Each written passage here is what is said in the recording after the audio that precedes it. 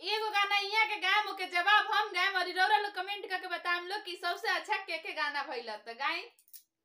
बटे पिछुआरावा हो मिडिले सकुलिया जी, बटे पिछुआरावा हो मिडिले सकुलिया जी, ओही में भैया हमार मास्टर जी हो, ओही में भैया हमार मास्टर जी, पढ़े जे चलेली छिनरो सोना के बहनी, अरे पढ़े जे चलेली छिनरो सोना के बहनी, मास्टर के लिहली पटाई जी हो, मास्टर के ले गईली भगाई जी।